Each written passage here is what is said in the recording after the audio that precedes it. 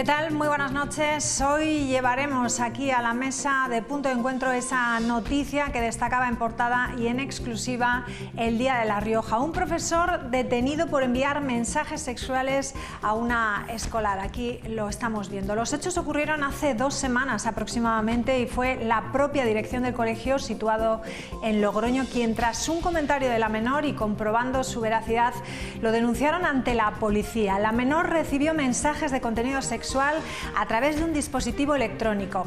Esta menor tendría unos 10 años y estaría cursando estudios de primaria. El hombre ha sido puesto en libertad con cargos. Según el protocolo de educación, también ha sido suspendido de empleo y cargo. Unos hechos, además, que vienen a colación también con la propuesta del Gobierno central a las autonomías para que se prohíba el móvil en colegios e institutos, incluso en el recreo. La propuesta parece que ha caído con buen pie entre los diferentes consejeros de educación. El próximo mes de enero se va a celebrar una reunión con todos los agentes sociales, representantes del Gobierno y también representantes de las comunidades autónomas para intentar alcanzar una especie de pacto de Estado, una solución consensuada y acordada por todos que permita regular el uso de este dispositivo en los centros educativos. Y por eso les he trasladado la necesidad y la importancia a las comunidades autónomas de reunirnos este próximo mes de enero, los primeros días de enero, para buscar una solución consensuada y acordada por parte de todos para poder dar respuesta a esa preocupación que en este momento comparten tantas familias y la propia comunidad educativa. Y hoy en el programa hablaremos de las cifras del IPC, que nos deja buenas noticias. Se reduce un 0,3% y baja hasta el 3,2% en el mes de noviembre. El precio de los alimentos también modera su crecimiento, lo hace hasta el 9%. Según la tasa interanual, lo que más ha subido este año, lo vamos a ver, es el aceite, ha subido más de un 66%, también los paquetes turísticos nacionales más de un 20%, el arroz un 17%, las legumbres y hortalizas un 16% y la confitería también un 16%. Por contra, encontramos esta línea de abajo. Lo que más se abarató en el penúltimo mes del año en relación a noviembre de 2022 fueron pues otros aceites, como puede ser el de girasol o el de orujo, en un 29%. También el butano y el propano, que lo hicieron en un 22%, por debajo del precio de hace un año. Al igual que vemos aquí el gas natural, que bajó un 19%, el combustible líquido o los transportes de pasajeros. Si vemos ahora la variación de la tasa interanual por comunidades autónomas, vemos que La Rioja, ahora lo vamos a ver ahí en rojo, se encuentra en torno al 7%. Tenemos unos precios un 7% más caros que el año pasado. Donde menos ha crecido es en Ceuta, lo ha hecho con un 5,45%, y la más alta, lo vemos también, es Castilla-La Mancha, con un 7,62%. Bueno, pues hablaremos de ello en la mesa de tertulia. ¿Y qué más cosas? Hablaremos de esa moción de censura en el Ayuntamiento de Navarra. Hoy los parlamentarios de UPN han abandonado el pleno del Parlamento de esta comunidad en protesta por esa moción de censura del Partido Socialista y EH Bildu, que acordaban para desbancar a la formación regionalista en la alcaldía de Pamplona. El presidente y portavoz parlamentario de UPN, Javier Esparza, ha cargado con dureza contra los dirigentes del Partido Socialista, a los que ha calificado de escoria. Es evidente que Chivite y Sánchez son dañinos para Navarra, ha dicho precisamente sobre esta moción de censura. También ha hablado hoy Sánchez desde Bruselas. Aquellos que reprochan esta moción de censura, lo que tienen que hacer es hacérselo ver. Porque si esta moción de censura se produce es por la incapacidad, en este caso de UPN, de la derecha navarra, de tejer complicidades, de construir puentes con otras formaciones políticas para hacer avanzar a Pamplona. Lo que está haciendo el Partido Socialista de Navarra, y cuenta con mi apoyo, es sacar de la parálisis a un ayuntamiento. Bueno, pues de todo esto vamos a hablar en la tertulia, pero antes entrevistaremos, aquí la vemos esta noche en Punto de Encuentro, a la secretaria general del Partido Popular, a Cuca Gamarra. Será en los próximos minutos. Hablaremos de la candente actualidad política nacional y también de la actualidad regional. Hasta ahora.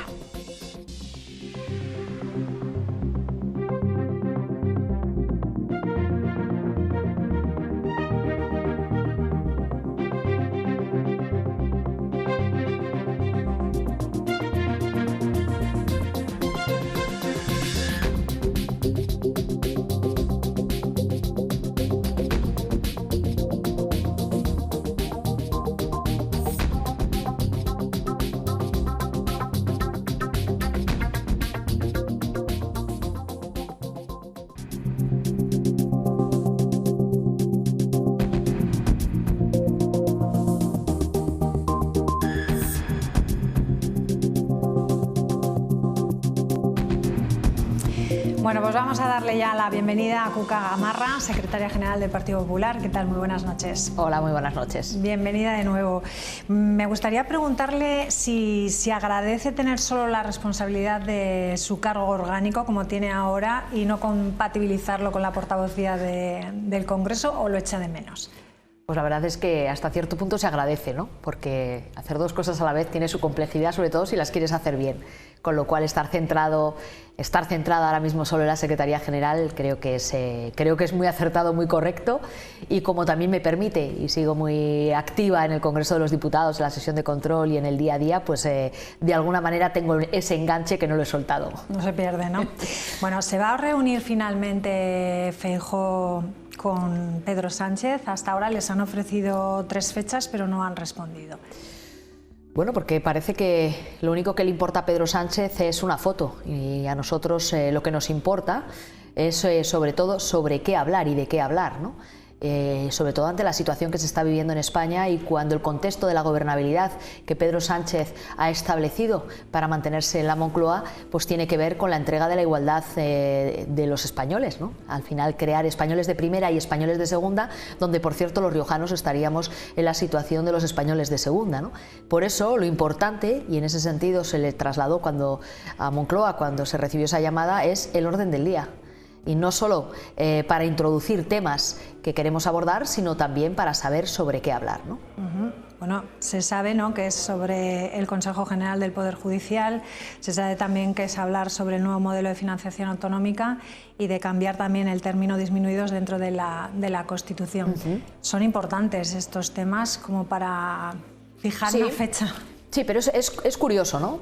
Son importantes esos temas, pero todo lo que tiene que ver con la financiación autonómica, donde tiene que abordarse, es el Consejo de Política Fiscal y Financiera, que por cierto por primera vez después de año y medio se ha celebrado esta semana, y donde no se ha querido abordar un modelo de financiación que tiene que ser consensuado y pactado con todas las comunidades autónomas. Ese es el marco, ¿no? Y en ese sentido hemos sido muy claros. Ese es el marco para abordar lo que tiene que ver con la financiación autonómica, ¿no?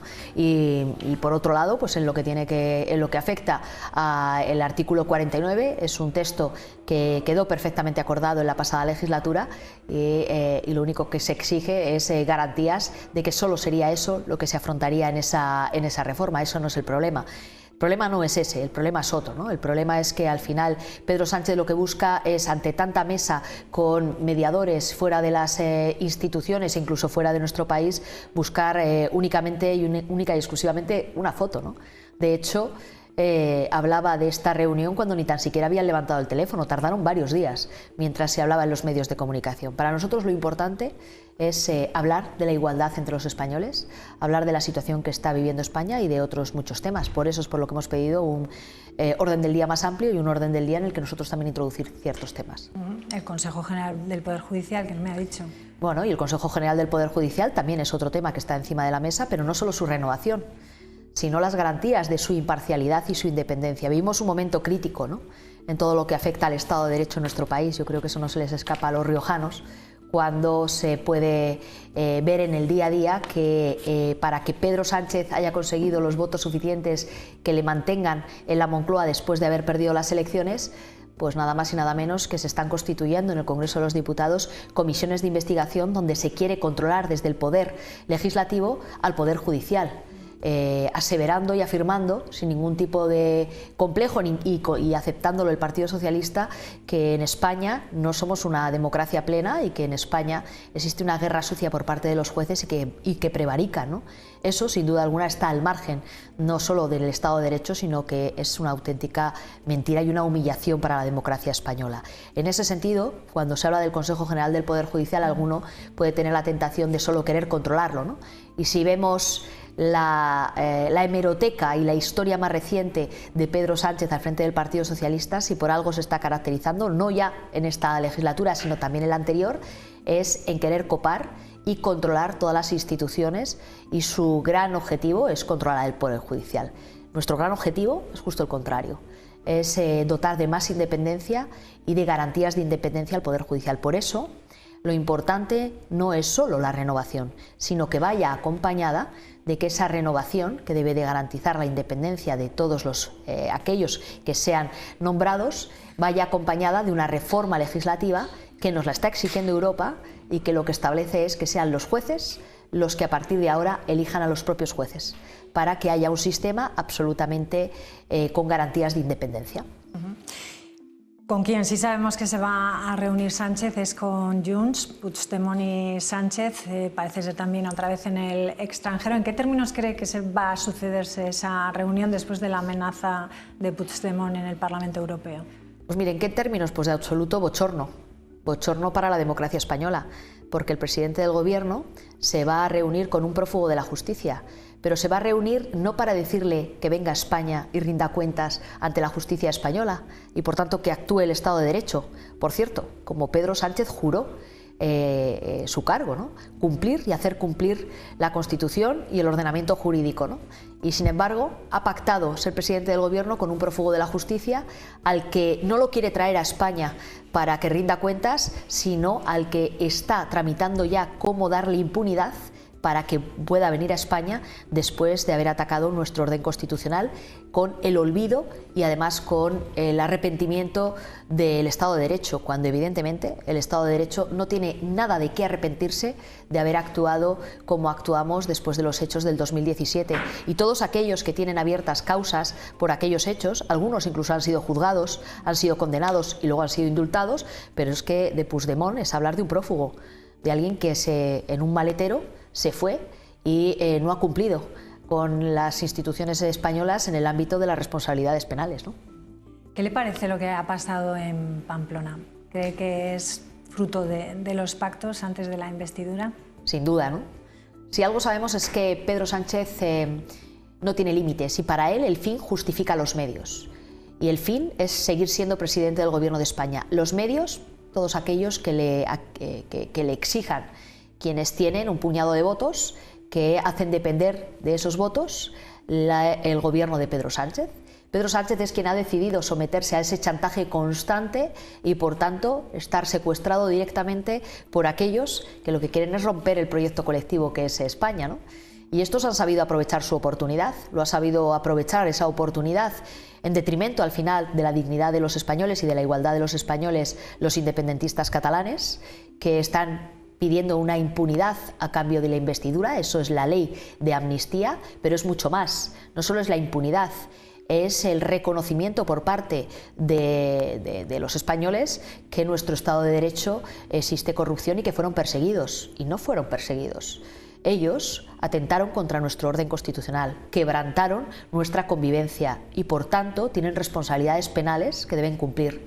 Pero no solo eso, malversaron dinero público, luego cometieron también delitos de corrupción e incluso muchos de ellos están siendo en estos momentos investigados por delitos de terrorismo, ¿no? Por tanto, el contexto de la gobernabilidad de Pedro Sánchez siempre está cruzando las líneas de lo ético y lo moral. Lo ha hecho con los independentistas y lo ha hecho también con Bildu. Un pacto, por cierto, el pacto encapuchado lo llamamos en el Partido Popular, ¿no? Del que no tenemos ningún tipo de explicación ni información los españoles, pero que existe lo tenemos claro. Del mismo modo que la pasada legislatura, el acuerdo con Bildu de Pedro Sánchez estaba basado en presos por presupuestos, lo dijo Otegi. Hay que reconocer que tanto Otegi como los líderes independentistas dicen la verdad. Y por tanto podemos saber cuáles son los acuerdos de Pedro Sánchez, por mucho que Pedro Sánchez haya hecho de la mentira su manera de permanecer en el poder, ¿no? La pasada legislatura fue la política penitenciaria, que ha permitido que hoy terroristas condenados por delitos de sangre estén disfrutando de terceros grados, es decir, que estén en las calles del País Vasco y cerca de sus residencias. Pero en esta legislatura van más allá y ha empezado y empezó ayer con esa moción de censura que significa que el Partido Socialista entrega la alcaldía de Pamplona a Bildu, que no ganó las elecciones, y que al final Bildu consigue su gran objetivo, que es llegar hasta las instituciones, ¿no? Herri Batasuna tenía un objetivo y era llegar a las instituciones. Lo conseguimos impedir y lo conseguimos impedir los demócratas, ¿no? Sin embargo, lo que Pedro Sánchez ha conseguido con el Partido Socialista es que abandone, digamos, ese lado bueno de la historia donde estamos los constitucionalistas, que siempre que hemos podido hemos evitado que Bildu esté al frente de las instituciones, y se pasa al otro lado para facilitarles que lleguen a ellos, ¿no? Creo que hay una gran diferencia, y ahí el Partido Popular nos encontramos absolutamente orgullosos de lo que hemos hecho cuando hemos podido. Sin ir mucho más lejos, las pasadas elecciones municipales en el País Vasco, donde cuando el Partido Popular ha podido evitar que Bildu ostente alcaldías o presidencias de diputación, nuestros votos han servido para ello, y hoy el Partido Socialista está en algunas alcaldías, o el Partido Nacionalista Vasco están en algunas alcaldías o al frente de algunas diputaciones, porque los votos del Partido Popular han evitado que Bildu pues estuviera en ellas, ¿no? Parece ser que el Partido Socialista, no parece ser, no, esa es la realidad con esta moción de censura, ha abandonado este lado, el lado correcto de la historia, para pasarse al otro lado del río y de la mano de Bildu permitirles que lleguen y que consigan aquello por lo que tantos y tantos españoles hemos luchado, ¿no? Y cuando le oye a Sánchez justificar que es porque no hay presupuestos en 5 años, ¿qué piensa, que es echarle cara? Pero mucha cara, porque sin duda alguna, es decir, ¿qué es mejor?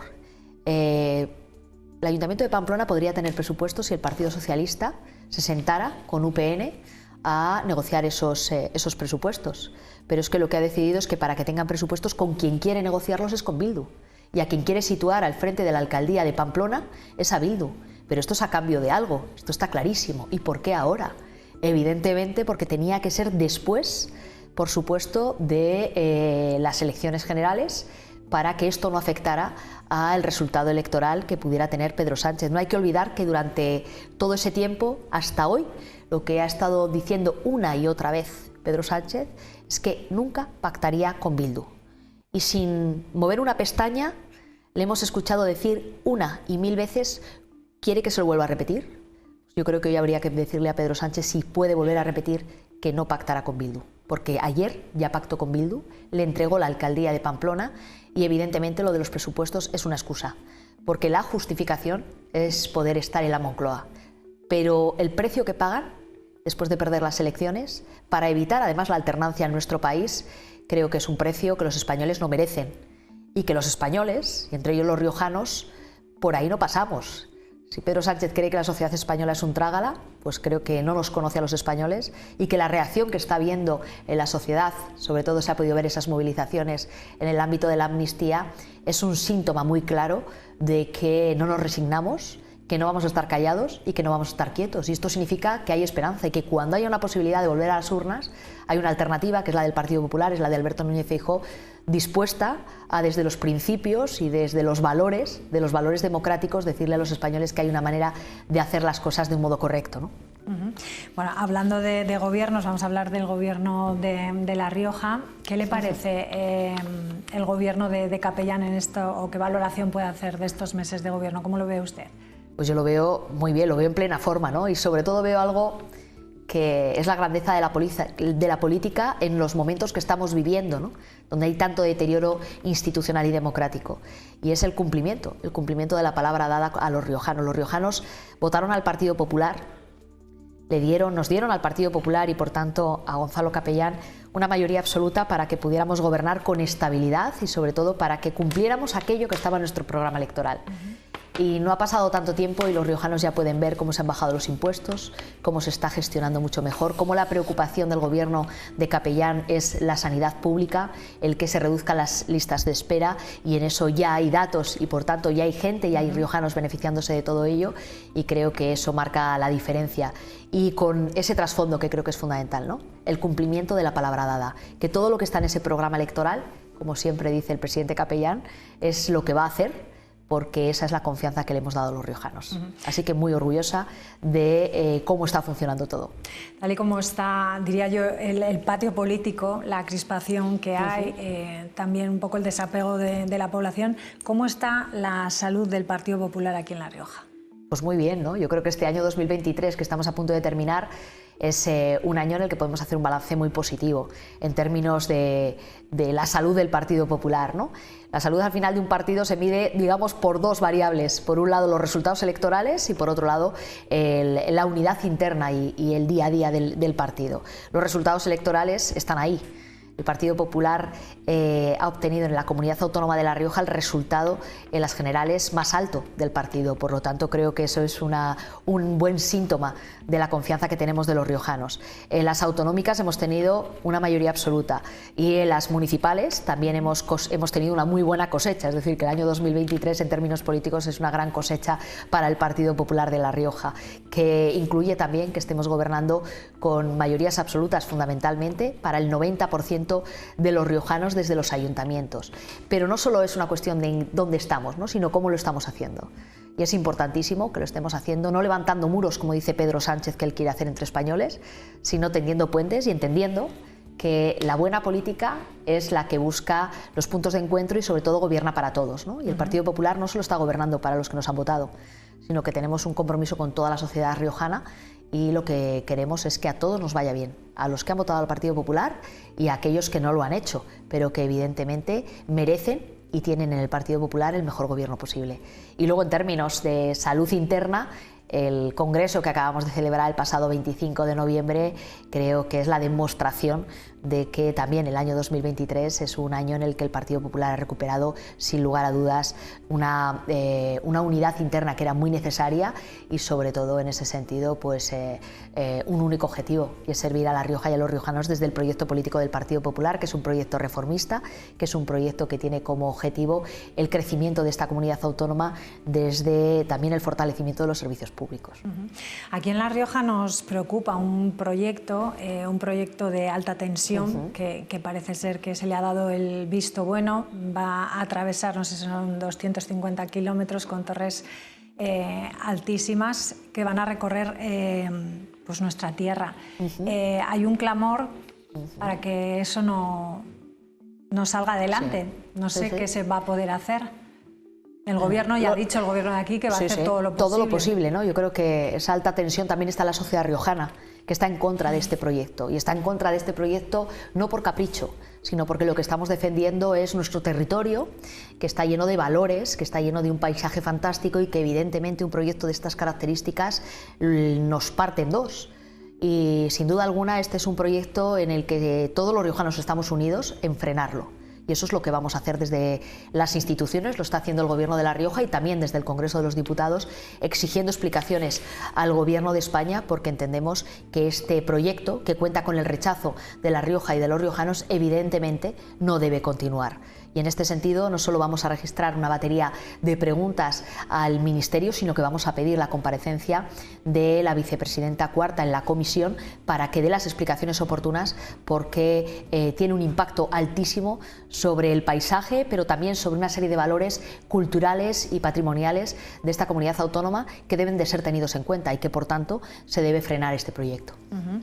Hablando de grandes peticiones, las infraestructuras siempre son, legislatura tras legislatura, la gran demanda de La Rioja. Seguimos siendo una isla totalmente aislada del resto de España. ¿Qué se puede hacer en esto? Pues en primer lugar, hacer que La Rioja esté en la agenda política del Ministerio de Fomento, cosa que no ha estado durante los últimos 5 años.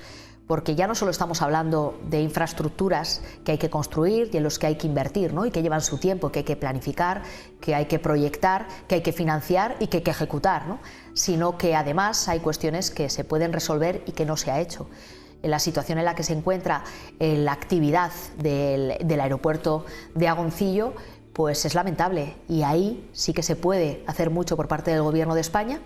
Y no se ha hecho, ¿no? Yo creo que es una cuestión que seamos pequeños no significa que tengamos que renunciar a unas buenas conexiones que nos hagan competitivos. No estamos pidiendo tanto, estamos pidiendo lo justo. Estamos pidiendo mejores conexiones aéreas, que se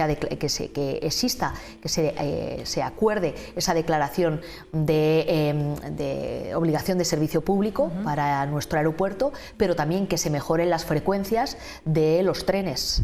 No es de recibo las conexiones que tenemos por vía de tren, y eso no necesita nuevas vías, eso necesita nuevas frecuencias, más frecuencias y más trenes, que no tenemos por qué estar en diferencia con otros territorios, con otras comunidades autónomas. Dicho esto, también hay que seguir avanzando en infraestructuras que están pendientes, ¿no? A día de hoy las únicas que están en marcha son las que dejó el Partido Popular proyectadas, financiadas e incluso ya licitadas en el gobierno de Mariano Rajoy, y ya han pasado casi 6 años desde aquella moción de censura como para que el gobierno de Pedro Sánchez no haya hecho nada por invertir más en nuestra tierra, ¿no? Una última cuestión sobre el Consejo de Política Financiera y Fiscal. ¿Por qué no se va a hacer de forma, como ustedes piden, de forma multilateral, ¿no? Y en vez de, como se dice, que sea bilateral? Bueno, es que lo que es de todos debe ser decidido entre todos. Y el modelo ¿Cómo sienta, por ejemplo, ¿no?, que no haya ido la consejera catalana? Es que esto es de lo que estamos hablando, ¿no? Es decir, ¿por qué no va la consejera catalana? Que no vaya, pues si es una decisión solo de ella, pues ella sabrá lo que hace, pero es que aquí hay otro marco de negociación. Y la investidura de Pedro Sánchez tiene también un coste en términos de igualdad entre los españoles. Y es en términos de igualdad porque cuando una de las cuestiones que se pone encima de la mesa es negociar un marco de financiación solo para Cataluña que mejore y que privilegie a Cataluña en relación al resto de los territorios, al final se está generando de la mano del Gobierno de España, que es quien debe velar por la igualdad entre todos, españoles de primera y españoles de segunda, territorios de primera y territorios de segunda, porque la financiación al final es la garantía del acceso a unos servicios públicos. Y esa financiación debe ser distribuida en términos de solidaridad. Eso es un proyecto de país. Por eso pedimos que el marco de la nueva negociación de la financiación tiene que ser multilateral, porque solo entre todos podremos conseguir un nuevo modelo en el que no haya vencedores y perdedores, que genere ciudadanos de primera y de segunda, sino que la solidaridad sea la base del reparto de los recursos que son de todos y que deben de llegar a todos buscando la igualdad en el acceso a la sanidad, a la educación, a los servicios sociales o a las infraestructuras que desde los presupuestos autonómicos haya que ejecutar, ¿no? ¿Por qué quiere Pedro Sánchez un marco bilateral? Porque las condiciones que le han puesto aquellos que le apoyan después de haber perdido las elecciones es que tiene que privilegiarles y que en ese sentido deben de tener una mesa aparte, que primero tienen que negociar lo suyo y que con lo que sobre se negocie lo del resto. Esto es a lo que nos oponemos. Nos oponemos el Partido Popular, pero oponiéndose el Partido Popular se oponen 14 comunidades autónomas y ciudades autónomas de 19, que se dice pronto. Sí, teniendo en cuenta además que algunas de las comunidades autónomas que no se oponen es porque tienen un sistema de financiación diferente, porque tienen haciendas forales en el marco de la Constitución, ¿no? Por lo tanto, la clave es que esta financiación forma parte también del acuerdo de investidura del que nadie da cuentas, pero que todos sabemos que genera desigualdad, ¿no? Bueno, pues lo tenemos que dejar aquí. Ha sido un placer, como siempre, tenerla aquí ya a final de año, ¿no?, para hacer este repaso a la política, que la verdad que en estos momentos yo cuando preparaba esta entrevista digo, no sé por dónde empezar, porque hay días... la verdad es que había por todos los frentes, ¿no?, como lo hacíamos, pero como siempre, un placer tenerla. Muchísimas gracias a ustedes y feliz Navidad a todos los riojanos que nos están viendo. Gracias, igualmente. Bueno, pues hacemos una pausa y enseguida regresamos. Hasta ahora.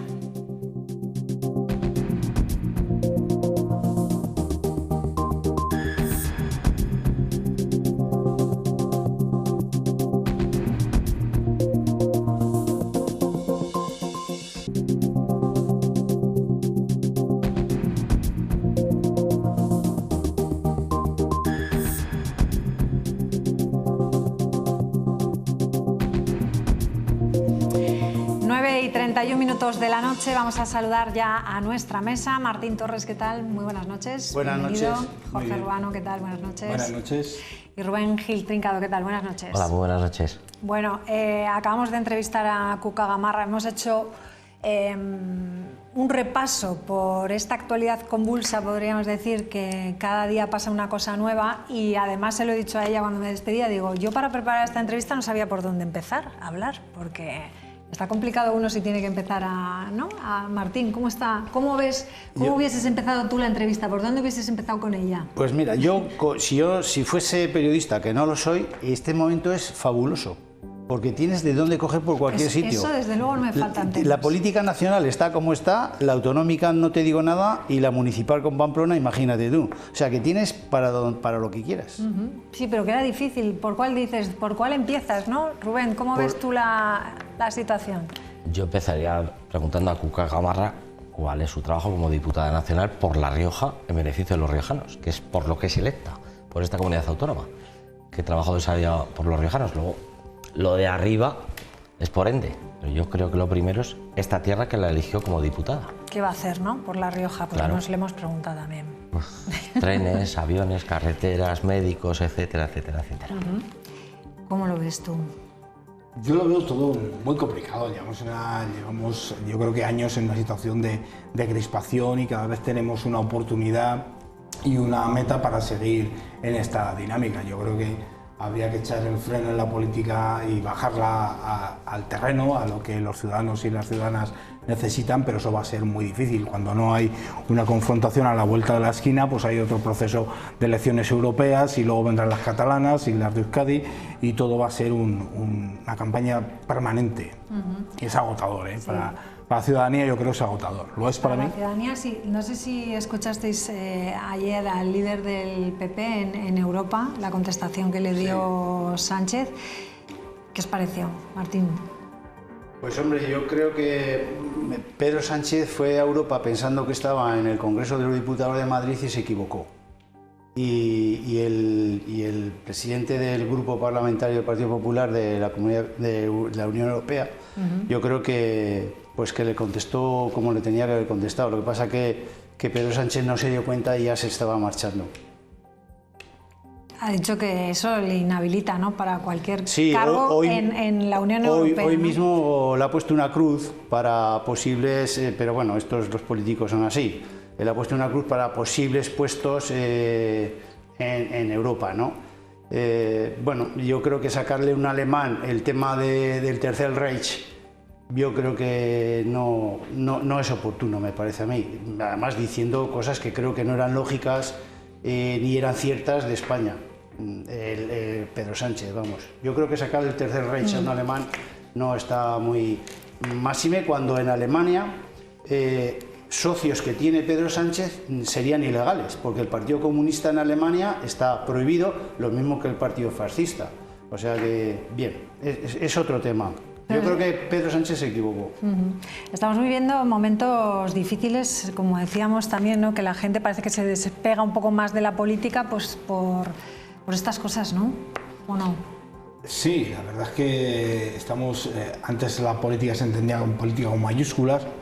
También hemos construido una democracia en base a estos últimos décadas, en base a mayorías absolutas y, digamos, bueno, pues los partidos se iban alternando, el bipartidismo, y todo eso se nos ha caído. Es decir, yo creo que la sociedad es mucho más plural, mucho más abierta y mucho más heterogénea, y eso se ha trasladado a la política, y yo creo que todavía no lo sabemos encajar, no entendemos ese juego de un arco parlamentario. Se habla en vez de hablar de pluralidad, se habla pues de división, de fragmentación, se utilizan palabras siempre negativas. Yo creo que eso nos tenemos que ir acostumbrando. Yo siempre digo que los que venimos del mundo sindical, estas cosas no son absolutamente extrañas, porque todos los días nos sentamos con quienes competimos en unas elecciones como las sindicales, que son nuestros adversarios en un proceso de elecciones, y nos sentamos todos los días enfrente a alguien que tiene intereses totalmente opuestos a los nuestros, y no llegamos a los niveles de crispación que se llegan a la política ni de lejos. Al final llegamos más a acuerdos que a desencuentros. Ayer hubo una cosa que le contestó Weber que Pedro Sánchez tenía que haber escuchado. Me acuerdo ahora que le dijo que en Alemania lo que ellos hacían era unirse la derecha y la izquierda para gobernar. Yo creo que otro pelo nos correría en este país si ese consejo, tanto por unos como por otros, lo siguieran adelante y no irse a los extremos. Y eso nos iría mejor entre los dos partidos, a todos los españoles. Eso es. O sea, a mí es que me sorprende esta crispación tan grande que hay, cada vez va más. Yo creo que es interesada, ¿eh? El desapego de la gente le interesa a los grandes partidos. Cuanto menos votan los nuestros y con eso nos vale. Pero la situación económica en este país, lo hemos visto en el puente de la Constitución. O sea, todo lleno, el turismo lleno, hoteles llenos, restaurantes llenos, Logroño y La Rioja lleno, con lo cual la economía no va mal, con lo cual estos que nos pintan que son tan malos, igual no son tan malos, con lo cual yo creo que la situación de las familias y de las personas, tal y como vemos la economía, igual sí que está en desapego con lo que cuentan determinadas personas. También hay que ver la situación real de todos los días de las familias, lo que nos están contando, porque sí, el mes de diciembre ha sido brutal.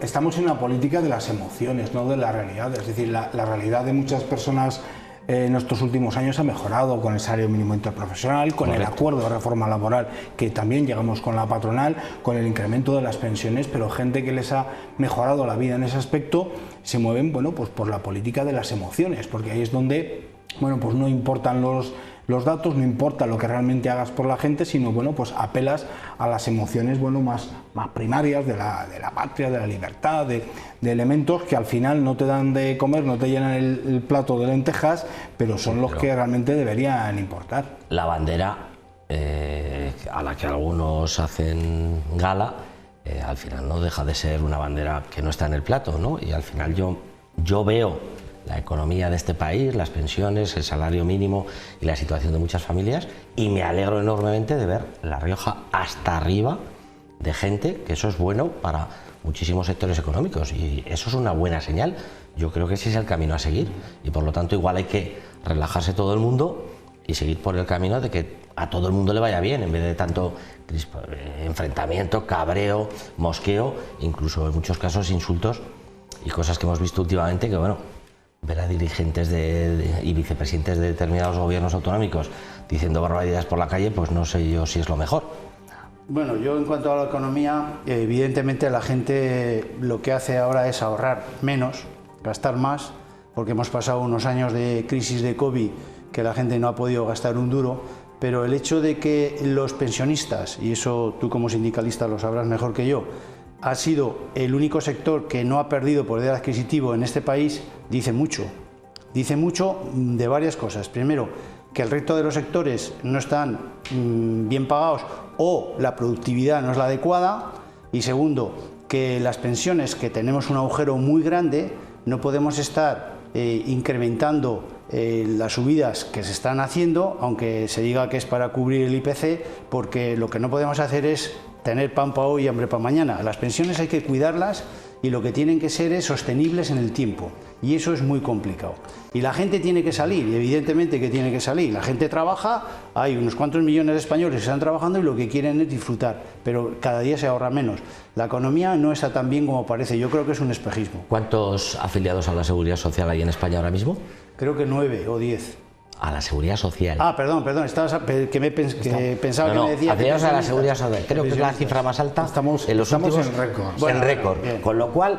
eso será cuando nos enteremos... Estamos, que no estamos, que vamos a tener miedo... No, yo creo que las cosas van bien y no hay que sembrar el miedo, que es lo que creo que a algunos les interesa, para sembrar ese caldo de cultivo. Que no se trata de sembrar miedo, hay que ser realistas. Sabremos la realidad es la que hemos vivido hace 10 días. En este país, cuando los fijos discontinuos sepamos cuáles son parados y cuáles son trabajados. Porque el que trabaje 3 días y ya sea un fijo discontinuo, eso no es lógico. Martín, y los sindicatos ahí teníais que trabajar para que se supiera realmente quién está trabajando y quién está en el paro. Los fijos discontinuos es una figura que ha existido siempre y que se computa exactamente de la misma manera. Es decir, la realidad de nuestra comunidad, esta mañana estaba preparando yo un informe que tenemos que presentar en el sindicato y es que ha cambiado mucho la realidad. Es decir, tenemos una cantidad de gente que tiene trabajo indefinido, se ha acabado con aquello de una persona que llevaban 7 y 8 años trabajando para la misma empresa encadenando contratos. Esas personas ahora son indefinidas, eso era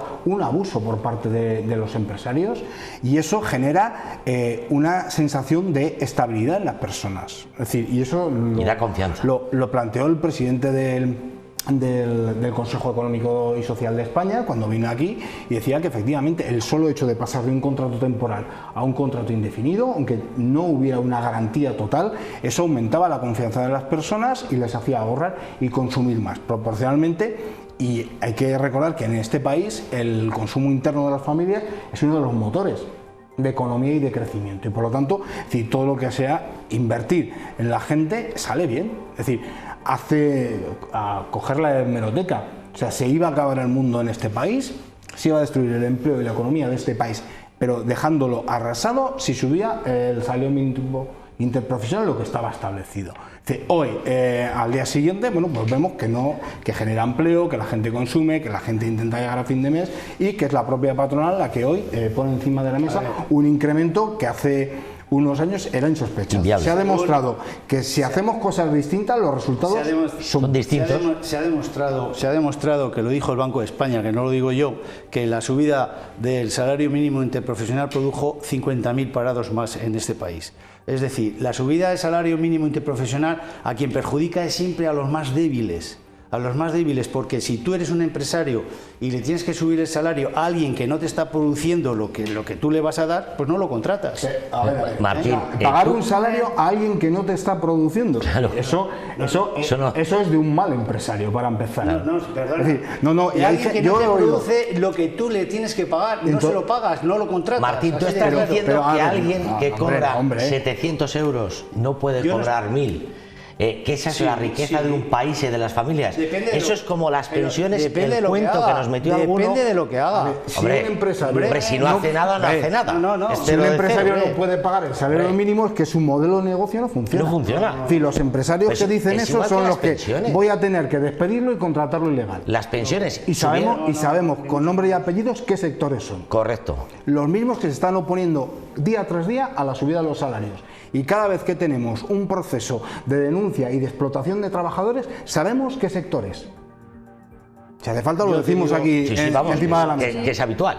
Que es habitual, o sea, explotación de trabajadores y trabajadoras en este país, explotación. Y son los mismos que hoy la COE está pidiendo una bonificación del 20% si se sube el salario mínimo. Que en este país, si hay un modelo de negocio que no soporta eso, eso no es un negocio viable. ¿Qué sectores? Pero ni aquí ni en Alemania es el sector agrícola. Claro. Y hay gente que yo sé que lo hace muy bien, pero hay gente que se está destrozando el sector con una competencia desleal a quien lo hace bien y que está explotando a los trabajadores. Y noticias de esas las vemos todos los días.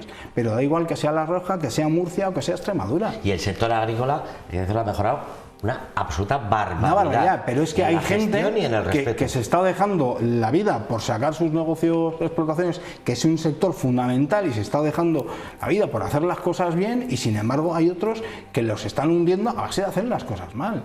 Por cierto, un sector... Venga, que nos hemos desviado totalmente de... Sí. No, que digo que es un sector, igual nos teníamos que preocupar mucho más de que cobren el kilo de uva al precio que lo tienen que cobrar a de cómo lo están cobrando, que igual eso también es muy importante para La Rioja y no tanto Europa. Y igual hay que bajar más al terreno que pisamos todos, ¿no? Al de los pueblos, al de la realidad de esta comunidad. Igual es algo que interesa mucho a esta región, que el precio de la uva se pague como se tiene que pagar. Hacen los regionalistas. Eso lo dice el mercado.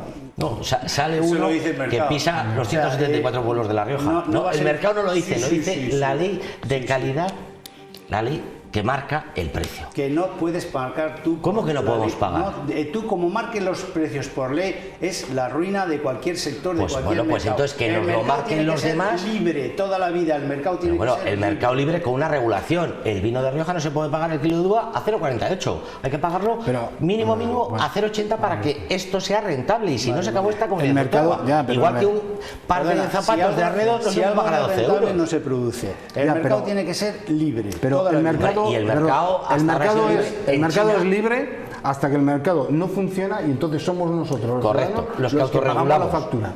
Los que pagamos la factura de las bodegas que van a tener que destilar el vino somos nosotros. Bien. El mercado es libre, pero la factura... Yo no estoy de acuerdo en ¿Quién paga la factura? Yo no estoy de acuerdo en intervenir ¿Quién ha pagado, ¿quién ha pagado la factura de los bancos? Los ciudadanos. Pero estarás de acuerdo, Martín, estaremos de acuerdo en que el vino, parte fundamental de la economía de esta comunidad autónoma, champiñón, calzado, etcétera, etcétera, tiene que tener un precio mínimo establecido. Si asumimos, como parece que asumes, oye, que el mercado si esto está a 30 céntimos, pagamos a 30 céntimos, se va a la ruina toda la comunidad autónoma. Y el 80% de los pueblos, o defendemos lo nuestro y somos capaces de poner en valor nuestros productos, o nos vamos al garete. Nos vamos al garete. Como ya ha pasado y lo ha dicho Jorge. Los productos subvencionándolos. No, subvencionándolos no. Subvencionándolos. Si ya están subvencionados. No, es que no se puede subvencionar el producto. Los productos tienen que ser, los mercados tienen que ser libres. Y por cierto, a los bancos no se los pagó el ciudadano, fueron a las cajas de ahorros. No, y a entidades financieras. Me da lo Perdona, mismo. no, a las cajas de ahorros, no a los bancos. 60.000 millones de euros. ¿Han devuelto alguno? Sí, los están devolviendo. Sí los están devolviendo, sí los están devolviendo. ¿Pero cuándo se han está devuelto? devolviendo. Y no es a los bancos, fue a las cajas de ahorros. A las cajas de ahorros, que quiero recordar que aquí había una que se llamaba Caja Rioja, que era algo bueno para esta comunidad autónoma y que alguien se encargó de dilapidar todo lo que había. Y de 60.000 no han devuelto 10.000, no creo. O sea, ahí sí se puede subvencionar a los bancos, pero no se puede subvencionar o ayudar a que el agricultor cobre un precio justo del kilo de uva o del champiñón. Yo eso no me lo creo. O sea, como no me lo creo, es absolutamente incierto. Y es un cuento que durante años nos quieren seguir haciendo tragar. Eso es inviable, absolutamente inviable. O eso, oiga, arranquemos todas las viñas de La Rioja, que total, si no tenemos tren, no tenemos carreteras, no tenemos aviones, pues igual nos da quedarnos ya sin castillos y sin las uvas y sin el champiñón, y ya vestiremos con albarcas en vez de con zapatos de arnedo. Yo creo que es mezclar cosas que no tienen nada que ver. Sí, eso es imposible. Es mezclar churras con merinas. Los mercados tienen que ser libres, y los mercados se regulan a sí mismos, y aquello que es productivo sigue adelante y lo que no es productivo va atrás, porque si no todos los sectores necesitarían subvención, todos. Y cualquiera, un fontanero, la gran mayoría un de electricista. sectores tiene ayudas, llamémoslo ayudas o Pero que no hay subvenciones, que de una dar forma u ayudas, otra. que no hay que dar ayudas, que el mercado tiene que ser libre toda la vida. ¿Pero por qué vamos a dar ayudas? Eso en Argentina, igual en Argentina ahora No, hay en alguno que lo Argentina hace. es donde dan ayudas. En Argentina es No, donde digo, a daban... partir de ahora. No, en donde daban ayudas. A partir de ahora veremos a ver lo que puede hacer Milei. Eso ya es otra cosa. Jorge, ¿qué querías decir? Yo nada, yo creo que tú tenías alguna cosa yo que decía, decir. no, sino que cambiábamos de asunto o seguíamos hablando de precios, como queráis, o de lo que has oído. A mí es que me parece tremendo que alguien pueda decir en esta comunidad autónoma que el kilo de uva no se tiene que pagar al precio que se tiene que pagar. Me parece absolutamente tremendo. ¿Y por qué lo vas a marcar? Porque, hombre, ¿Por qué lo vas a marcar? Porque hay miles de familias en esta comunidad que viven de ese sector. Miles de pueblos que se mantienen. Esos pueblos, yo que soy del medio rural, que mantienen 100 pueblos en esta comunidad, que si no, no había nadie viviendo por ese sector agrícola y ganadero. Si no somos capaces de que el kilo de uva sea un precio justo, de que el kilo de la ternera, del champiñón y de muchas cosas más tenga un precio justo para los que lo trabajan y mantienen nuestra comunidad autónoma, por favor, todo tiene que tener un vámonos. precio justo, ¿no? La ternera, el champiñón, las legumbres, tiene un precio justo. la borraja, la No lo fruta, tiene. todo tiene que tener un precio justo. Bueno, podemos ir viendo también, mientras tanto, al principio en el campo no lo tiene. los precios, lo que han subido a lo largo de este año, que tenemos un experto que se pueden ver perfectamente cómo ha subido el aceite de oliva, por ejemplo, un 66% en un solo año, estamos hablando. O sea, que es una ¿A cuánto se le paga al agricultor el kilo de aceituna o el aceite? ¿Y a cuánto llega a nuestras casas? Esa es un poco la diferencia. Eso sí que hay que regular, pero apoyando al que produce, al que trabaja. Bien, ahí estamos viendo el aceite de oliva, 66%. Los paquetes turísticos nacionales, un 21%. Los que se han ido este puente lo habrán notado. El arroz, un 17%. Lo mismo casi que las legumbres, hortalizas y la confitería. Y han bajado los otros aceites, el de girasol, los orujos, el butano. Esto está bien, ¿no? El gas natural, el butano y el propano, el combustible líquido y el transporte de pasajeros. ¿Qué os parece? No sé, porque el transporte de pasajeros aquí no nos beneficia mucho, porque el tren aquí no sé si tenemos mucha capacidad de Transporte, aprovecharnos vamos de a los poner billetes. eso, bueno, eso puede ser un tren, ¿no? Lo que nos han puesto. A lo mejor estamos hablando del autobús. Bueno, el autobús para ir a Madrid yo creo que es casi la única vida que nos queda, o la de conducir. ¿Qué os parece los datos del IPC? La verdad es que bueno, el IPC se va moderando, la verdad es que tenemos un IPC, dadas las circunstancias, mucho más razonable que el conjunto de los países de la Unión, pero es verdad que la cesta de la compra sigue encareciéndose y mucho tiene que ver, bueno, no con los precios que se pagan en origen, sino bueno, pues por la cadena alimentaria, bueno, pues que los intermediarios son los que se llevan el mayor beneficio. Yo creo que ahí sí que se está generando un problema. Hay una ley de la cadena alimentaria que yo creo que no se está desarrollando de la manera adecuada, porque es verdad que en el norte de España, por ejemplo, hay apenas tres grandes distribuidores que controlan los precios y que por lo tanto aprietan mucho a agricultores, ganaderos y demás, y que hay algunos lugares de este país donde solo hay un gran proveedor y es el que opera. Por lo tanto, ahí yo creo que hay que darle una vuelta, porque es verdad que al final se exprime al que está más abajo de la cadena, que son los productores, los pequeños y medianos productores, que son los que sufren, bueno, pues la presión de las grandes comercializadoras, y que en este sentido hay que regular un poco para que los márgenes, bueno, pues sean adecuados. Yo no digo subvencionar todos los productos, yo creo que eso tampoco es adecuado, es decir, y eso hemos tenido ya malas experiencias en la Unión Europea con estas cuestiones, pero es verdad que hay que equilibrar, es decir, la gente no puede trabajar por debajo de los precios de coste en ninguno de los productos alimentarios, y esto al final produce una especulación que todo el esfuerzo que se está haciendo, por ejemplo, en negociación colectiva y en el ámbito del salario mínimo, se lo está tragando pues el incremento de los precios más básicos de los alimentos que consumen todas las familias, y por otra parte en los cambios en las hipotecas, con los precios del dinero que se están generando, bueno, pues al final hace que la gente pues no pueda tener esa mejora y tenga mucha menos capacidad de ahorro o nula, que es lo que algunos estudios planteaban esta misma semana. Sí, no sé por qué, pero pues estáis un poco contradiciendo. Resulta que ahora con la subida del IPC los costes no llegamos a fin de mes, y antes estábamos tirando la casa por la ventana de que esto Logroño estaba lleno, los bares, los hoteles, no sé. La pregunta es muy fácil, es objetiva, es un sí o un no. ¿Logroño y La Rioja ha estado llena el puente y España también? Sí, ¿por qué? Porque hay una capacidad económica. Vale. No sé si la gente en el COVID se ha aburrido o no se ha aburrido, que seguramente todos, pero ha habido un movimiento económico importante, con lo cual eso genera una confianza de todos los sectores, y eso es bueno para todos. Oye, la gráfica nacional, podemos verla, interanual por comunidades autónomas. La Rioja, o sea, todas varían entre el 5 y el 7, más o menos. La Rioja ha sacado la misma que la nacional. Está en el 7,01, es la variación interanual del IPC en las diferentes comunidades autónomas. La que más, Castilla-La Mancha, creo, con 7,62, está... Pero muy igual. Y la que menos, Ceuta, 5,45. ¿Qué te parece a ti, Martín? Pues, hombre... ¿Qué análisis puedes hacer? El análisis del IPC es que es un poco complicado, porque es un poco también sesgado, ¿no? El IPC es el precio de una cesta de consumo de 479 productos, creo recordar, puesto por Eurostat, ¿no? El IPC no es la inflación real del país. El IPC es la inflación de esa cesta. La inflación real del país se mide con un concepto que se llama deflactor del Producto Interior Bruto, que es lo que mide, lo que crece el Producto Interior Bruto debido a la inflación. ¿Por qué? Y ahí entra el precio de todos los bienes y servicios de todo el país. Y suele estar unos 4,5 puntos en estos momentos. El segundo trimestre, creo recordar, del 2023, estaba 4,5 puntos por encima de lo que era el IPC de la cesta, ¿no? Entonces, el IPC para mí sigue siendo alto, de hecho por eso se está resistiendo un poco en bajar los tipos de interés, no han querido subirlos, los han mantenido, meses, sí. Bien, eso de cara a las cuotas de los préstamos hipotecarios le va a venir bien a la gente, pero el IPC sigue siendo, estamos perdiendo dinero, es un impuesto invisible del Estado, que es el que gana. En definitiva, la subida del IPC, la inflación, va mal para los ahorradores y va bien para los deudores. Y en este país, ¿quién es el que más debe? El Estado, lo cual le viene bien al Estado.